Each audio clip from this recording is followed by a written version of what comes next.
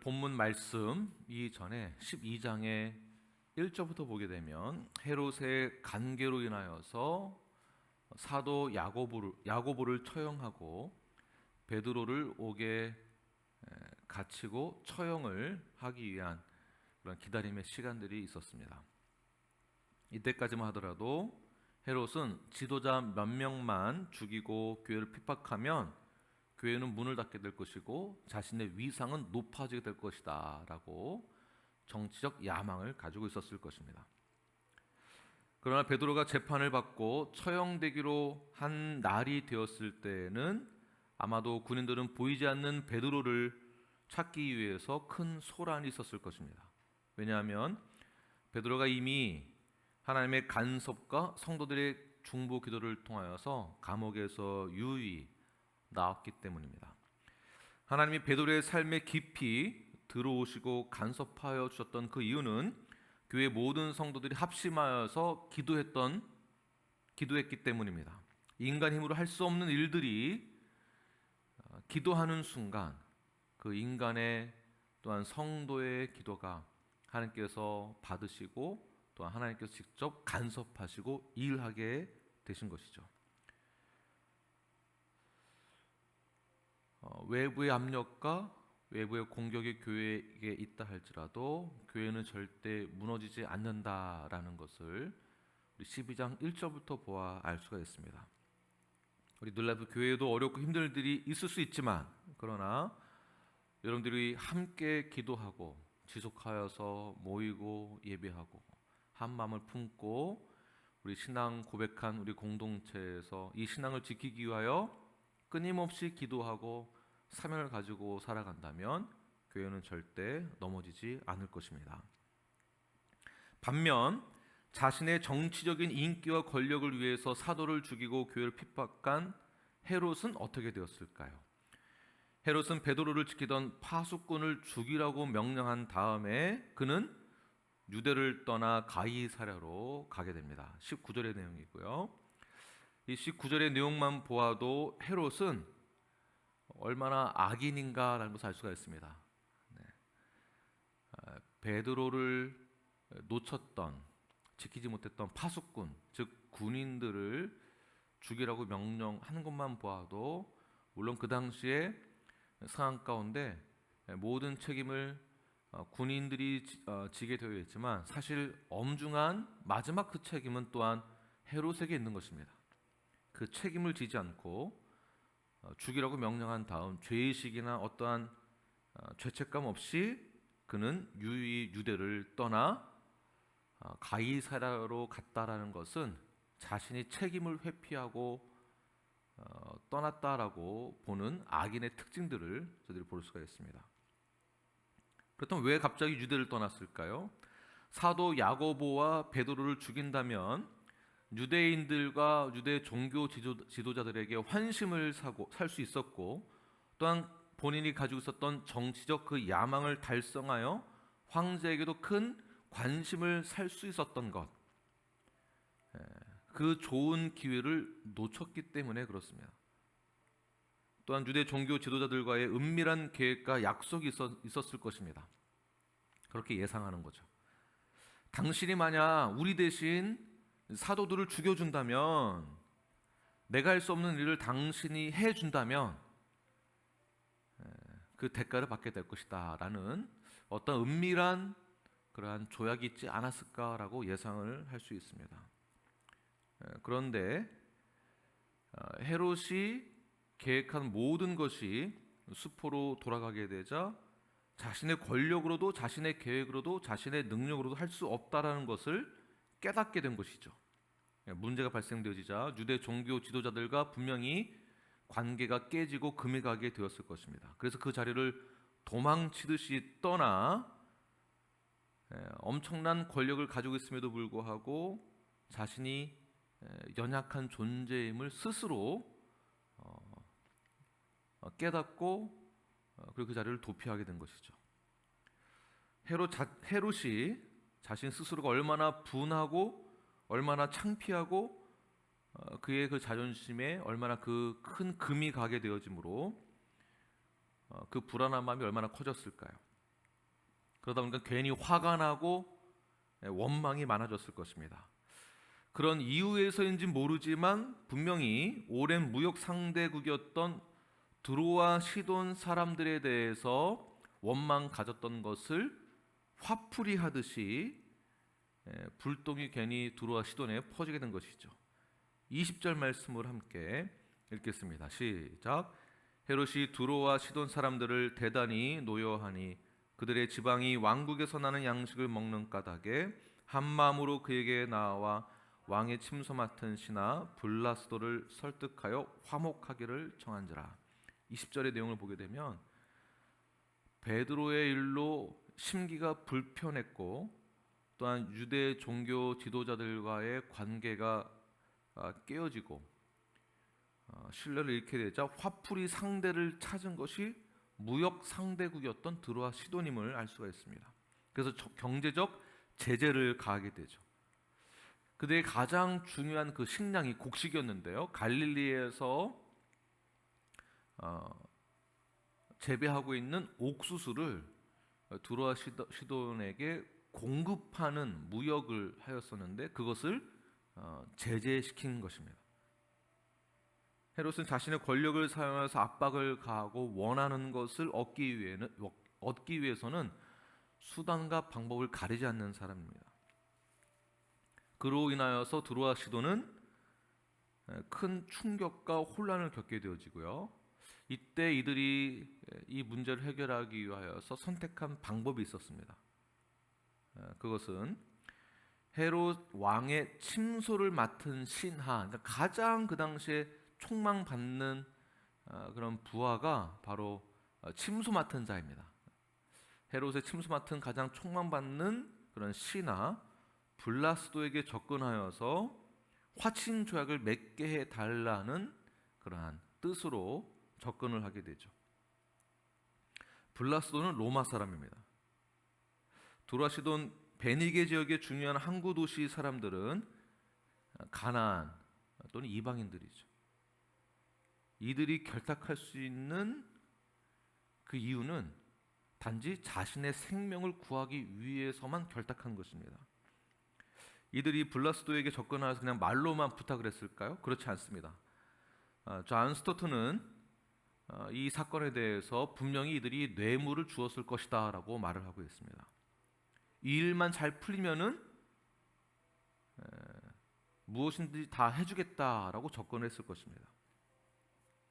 헤롯은 자신의 이익을 위해서 권력을 남용하고 블라스도 역시 왕의 침시를 담당하는 내심에도 불구하고 그나마 그게 가지고 있는 작은 권력을 이용해서 뇌물을 받고 헤롯에게 접근하여서 헤롯에게는 또한 큰 관심을 또는 신뢰를 얻으려고 하는 그러한 유착 관계가 이루어지게 됩니다.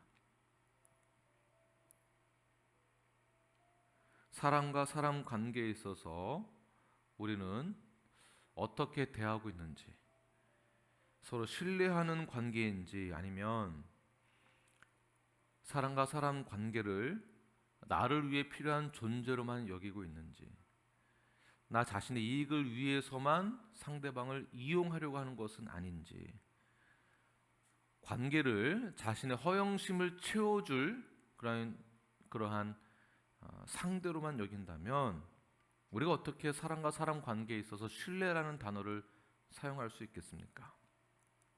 이방인들이나 세상 사람들은 부도덕한 방법으로 관계를 쌓아갑니다.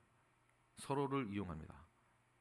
마치 헤롯 왕과 블라스도의 관계, 헤롯 왕과 유대 종교 지도자들과의 관계, 두로아 시돈 사람들과 블라스도와의 관계, 또한 그것을 이용하는 두로아 시돈의 자기 자신만을 위한 그런 이익, 그것을 자신의 것을 얻기 위하여서 사람들을 이용하는 그러한 관계들을 볼 수가 있습니다.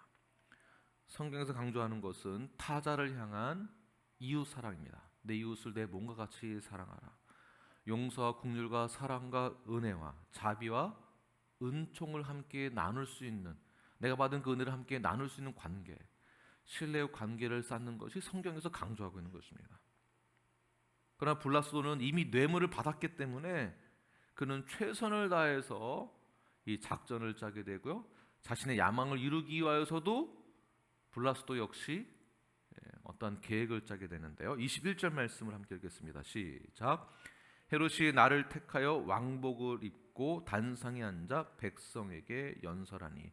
오늘 본문의 내용은 굉장히 짤막하게 나와 있지만 이 내용의 배경들을 보게 되면 헤롯이 나를 택했다라는 이 나를 블라스도가 두로와 시돈 사람들에게 알려주게 되죠. 이때 만약에 당신들이 헤롯이 택한 날에 오게 된다면 그곳에서 이렇게 했을 때에 분명히 헤롯은 화친 조약을 다시 맺고 경제 제재를 풀어주게 될 거다라고 그런 은밀한 계획을 짰을 거다라고 보는 것입니다. 자, 헤롯이 나를 택한 날이란 역사가 요세푸스에 의하면 8월 1일 황제의 생일을 뜻하는 것입니다. 이때 헤롯이 연설하는 날을 블라스도가 미리 알았고 헤롯은 연설하기 위하여서 단상에서 은으로 장식된 옷을 입고 있었습니다. 요세푸스에 의하면 그때 입었던 은으로 장식된 그 옷은 햇빛에 반사되어서 군중들에게 보여줬을 때 그 군중들은 너무나 빛이 밝아서 볼 수 없었다라고 표현합니다. 그 정도로 은으로 치장한 옷을 아주 화려하게 입었다라는 것을 볼 수가 있습니다. 그리고 연설을 하기 시작하죠. 자, 화려한 등장 그리고 그 연설의 내용, 그 연설하다라는 그 연설의 뜻은 설득하다, 알아듣게 타이르다라는 뜻이 있습니다. 다시 말해서 당신들이 나에게 내 말을 듣고 그리고 내가 말하는 것에 대해서 다 동의한다면 나는 화친 조약을 맺을 수 있다라는 뜻으로 그런 연설을 했을 것이다라고 보는 것이죠. 즉 유대와 두로와 시돈의 우호 관계가 지속될 수 있다라고 표현을 한 것입니다. 자, 이 말을 들은 백성들, 그 당시 그 자리에 있었던 백성들, 그리고 두로와 시돈의 사절단들, 그리고 유대인들에게 있어서는 이것이 좋은 뉴스로 그들이 받아들였을 것입니다. 22절 말씀 함께 읽겠습니다. 시작. 백성들이 크게 부르되 이것은 신의 소리요 사람의 소리가 아니다 하거늘. 자, 두로와 시돈에게 있어서의 무역이 다시 열리게 된 것. 자, 이것을 아첨하는 자들이 듣고서 어떻게 반응했을까요? 사람의 소리가 아니라 신의 소리다라고 극한 아첨을 하게 됩니다. 자, 두로와 시돈의 사절단만 그 자리에 있었던 것이 아니라 백성들이라고 하는 것을 보면 그 자리에 유대인들도 있었다라고 볼 수 있습니다. 자, 보십시오. 두로와 시돈은 어떤 목적을 가지고 그 자리에 왔습니다. 두로와 시돈은 그렇다 치고, 그러나 유대인들은 단상에서 은으로 장식된 옷을 입고 연설하는 사람을 보고 마치 신과 같다고 말하고 있다라고 보는 것이죠. 누가요? 유대인들이. 주석의 내용들을 보게 되면 예수님에게 죄를 덮어 씌웠을 때에는 신성 모독죄로 예수님을 죽였고 스데반도 동일한 그 죄명으로 죽였습니다.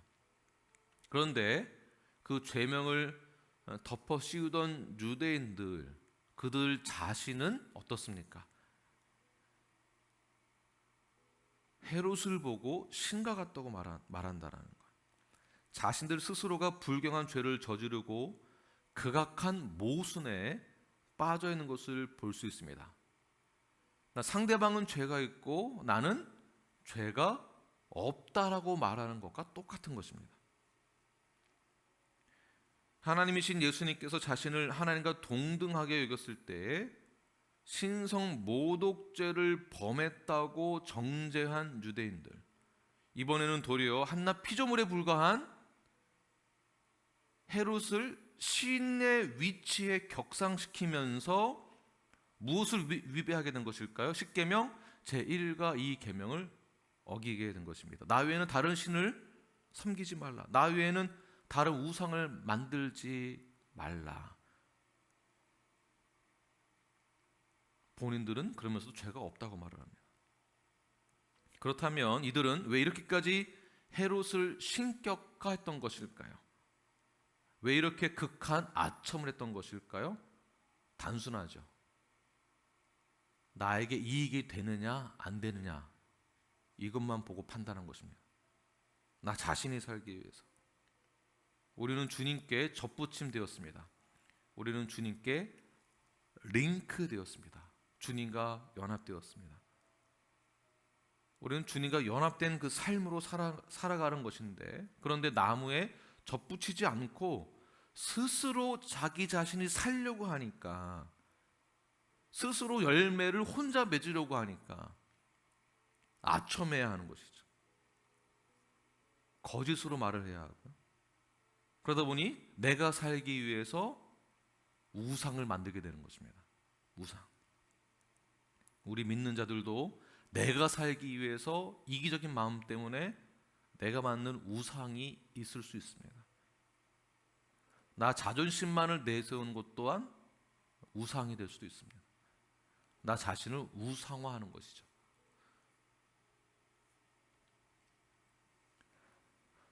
나 자신이 살기 위해서 이것을 이용하여 헤롯을 신이라고 여기고, 그리고 환호성을 그리고 거짓된 박수로 우상화하는 것. 그 우상화하는 것을 헤롯이 들었을 때 헤롯 또한 내가 진짜 신이 됐나라는 착각을 하게 됩니다.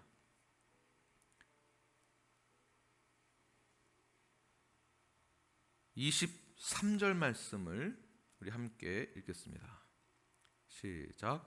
헤롯이 영광을 하나님께로 돌리지 아니하므로 주의 사자가 곧 친히 벌레에게 먹혀 죽으니라. 자, 헤롯이 영광을 하나님께로 돌리지 않았다. 모든 박수와 모든 환호성과 영광을 받으니까 마치 자신도 신이 된 것처럼. 그 당시에 왕을 호칭할 때 My Lord라고 이야기를 하고요. 그 My Lord라고 말을 했을 때에는 그 말을 들어야만 자신의 그 권위가 살아있음을 느낄 수 있기 때문에, 그리고 권위가 세워진다고 보았기 때문에 자기 스스로가 신이다라고 생각을 많이 했었습니다. 그러나 결국 그 모든 영광을 하나님께 돌리지 않았을 때 결국 어떻게 되었습니까? 벌레에게 먹혀 죽게 되었습니다. 악인의 결말입니다. 교만한 자의 결말입니다. 자신이 마치 신처럼 완벽하다고 하는 자들의 결말입니다. 자신은 죄가 없다라고 하는 자들의 결말, 우상화하는 모든 것의 결말, 결국 죽게 된다는 것입니다.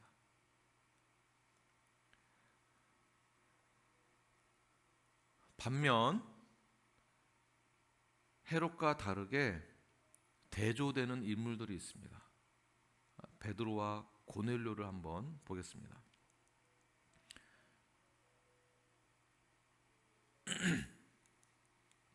고넬료가 베드로를 초청하게 되고요. 사도행전 10장의 내용에서 이미 저희 살펴본 바와 같이 베드로가 고넬료를 만나러 갔을 때 고넬료가 베드로를 보자마자 함께 있었던 모든 자들이 베드로를 보고 무릎을 꿇게 됩니다. 사도행전 10장 26절 말씀을 함께 읽겠습니다. 시작. 베드로가 일으켜 이르되 일어서라, 나도 사람이다 하고.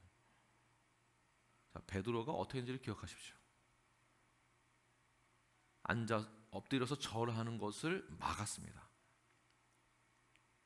자신이 신격화되는 것을, 자신에게 우상화시키는 것을 막은 것입니다. 그것을 즐기지 않은 것이죠.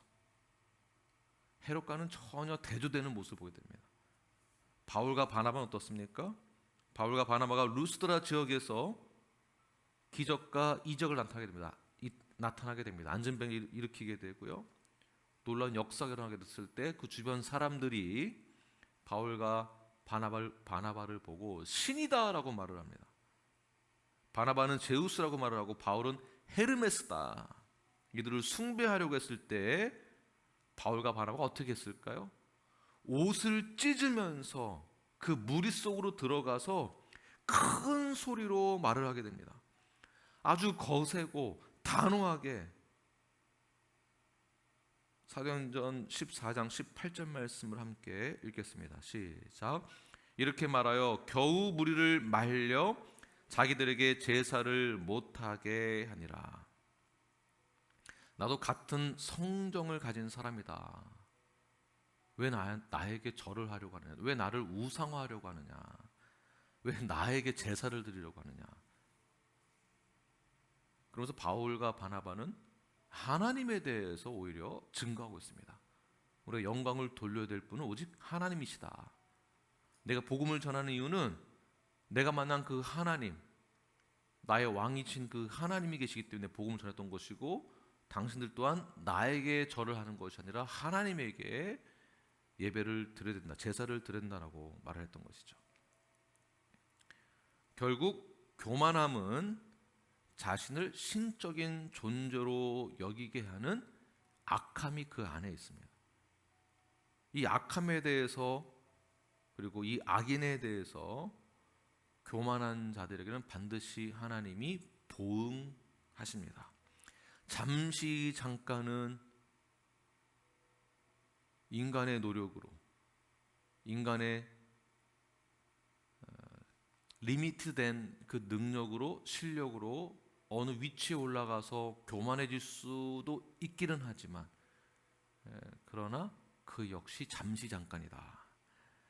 23절 말씀 다시 한번 읽겠습니다. 시작. 헤롯이 영광을 하나님께로 돌리지 아니하므로 주의 사자가 곧 친히 벌레에게 먹혀 죽으니라.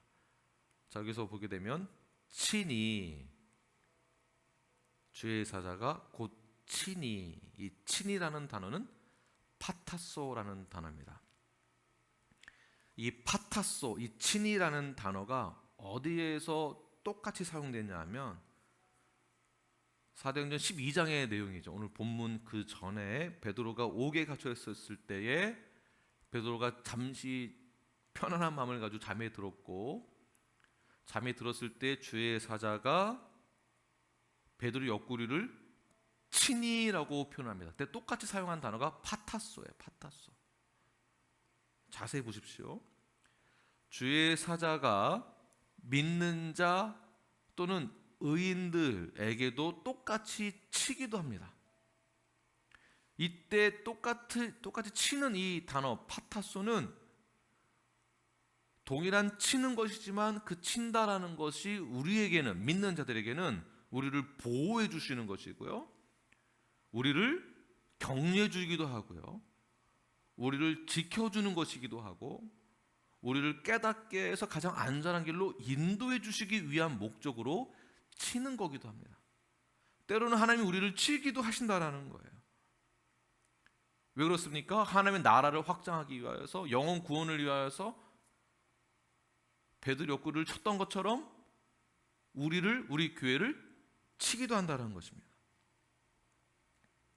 그러나 하나님을 거역하는 불경한 헤롯에게는, 교만한 헤롯에게는 심판의 대행자로 그를 죽이기 위해 치기도 하셨다라는 것이에요. 이때 친다라는 것은 심판을 뜻하기도 합니다.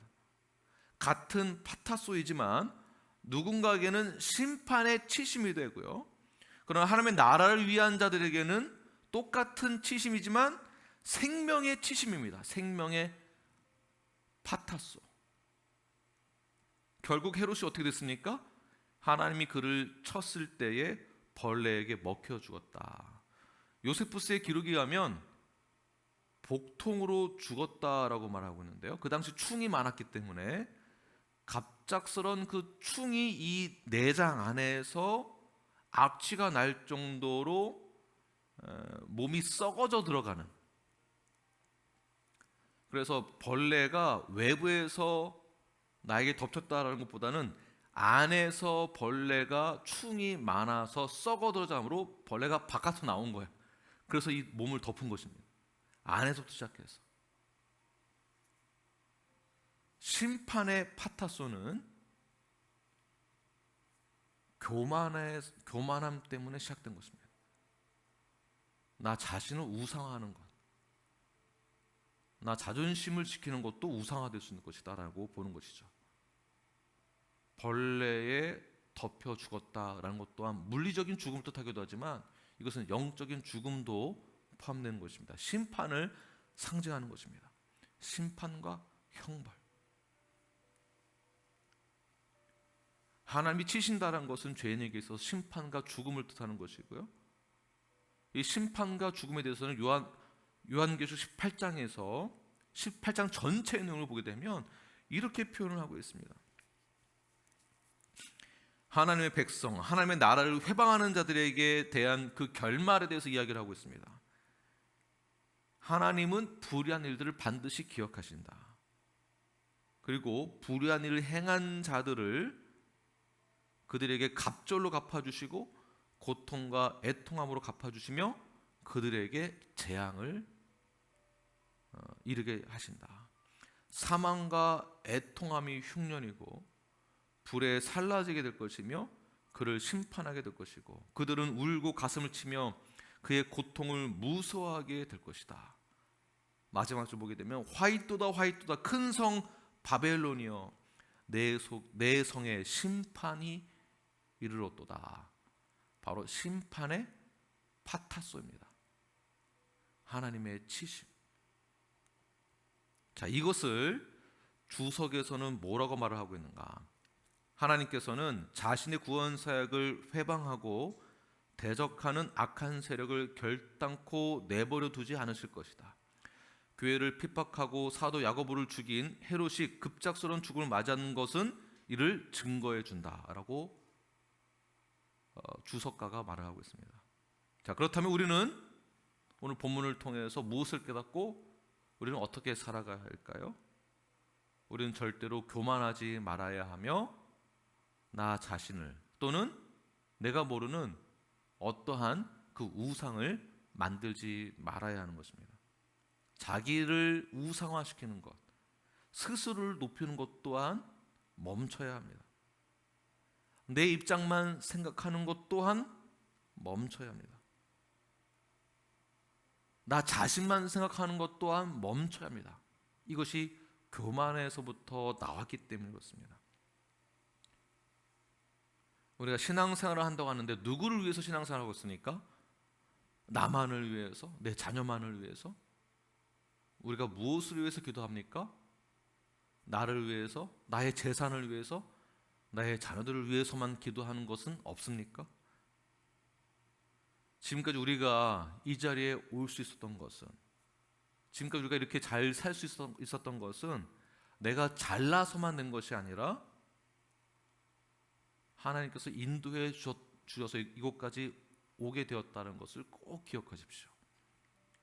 헤롯이 잠깐은 자신의 실력으로 이 자리에 올라왔다라고 볼 수 있지만 그가 하나님께 영광을 돌리지 아니하고 그 영광을 자기 자신에게 돌렸을 때 그 교만함으로 인하여서 그는 그의 인생의 결말은 비참한 죽음을 맞이하게 될 것을 기억하시기를 바랍니다. 교만은 자신이 얼마나 무지한지를 깨닫지 못하게 합니다. 교만은 패망의 선봉이고 거만함은 넘어짐의 앞잡이가 된다라는 것을 기억하십시오.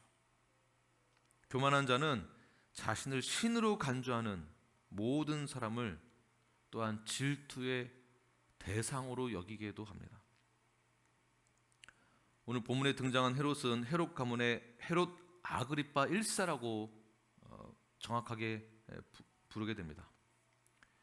아그리파의 할아버지가 누구일까요? 바로 헤롯 대왕입니다. 헤롯 왕이 얼마나 교만했는지 시기 질투의 왕, 결국 아직 태어나지도 않은 예수님을 질투해서 전국의 아이들을 죽이라고 명령하게 됩니다. 그러나 예수님은 어떻게 되었습니까? 예수님은 축복 가운데 태어나셨고, 그리고 공생애 후 죽으시고 3일 만에 부활하셨으며 승천하셨고, 다시 이 땅 가운데 오실 때는 만왕의 왕으로 오실 예수 그리스도. 결국 이 땅 가운데서 살아가는 제한된 인간의 실력으로는 분명한 것은 한계가 있다는 것을 말해주고 있는 것이며, 교만한 자들은 그 질투에 의해서도 비참한 최후를 맞게 됩니다. 그러나 의인은, 믿는 자들은, 주님과 함께하는 자들은, 주님께 링크된 자들은 주님이 오셨을 때에는, 그 주님이 오시는 날에는 죽음의 파타소, 심판의 파타소가 아니라 생명의 파타소가 우리와 함께하고 있다는 것을 기억하시기를 바랍니다. 본문의 12장 처음은 헤롯이 교회 몇 사람을 해하려 하여서 야고보를 죽이고 베드로 옥에 가뒀을 때 유대인들과 유대 종교 지도자들은 그것을 보고 기뻐했습니다. 여기까지만 보면 이제 교회는 끝이구나, 끝이 났구나, 헤롯이 승리했구나 라고 볼 수가 있습니다. 유대인들, 종교 지도자들이 이겼구나. 그러나 교회는 끝이 나는 것이 아닙니다. 주님께 링크되어 있었을 때 심판의 파타소가 아니라 생명의 파타소를 알고 있는 자들은, 깨달은 자들은 어떻게 되었을까요? 오늘 본문 24절 말씀을 함께 읽겠습니다. 시작. 하나님의 말씀은 흥왕하여 더하더라. 아멘. 하나님의 능력은 이처럼 인간의 모든 계획을 다 덮으시고 그 대신 하나님의 자신의 계획을 성취시킨다라는 것을 볼 수가 있습니다. 그러니까 인간의 계획이 아니에요. 하나님의 뜻 가운데 말씀으로 온전히 성장하고자 하는 성숙한 건강한 교회는요, 인간의 계획으로 교회를 지키거나 인간의 계획으로 야망을 가지고 있는 모든 이들을 하나님의 계획으로 다 덮으셔서 하나님 원하시는 방향으로 이끄신다는 것을 믿는 자들은 결국 그 말씀이 흥왕하여서 더하여지는 것을 동일하게 경험할 수 있게 되는 것을 믿으시는 저와 여러분이 되길 바랍니다. 교회에는 핍박이 있었고, 교회에는 죽음이라는 그 순교가 있었고, 어려움이 있고, 폭군들로 인하여서 잠시 교회가 억압당하고 비참하게 보이고, 복음 전파가 방해가 되어지고 잠시 주춤하는 것 같지만, 외부에 압력을 가하는 자들이 이기는 것 같고 자신들을 뽐냄으로 인하여서 기쁨을 누리는 것 같지만 결국 그것은 오래 지속될 수 없다라는 것입니다.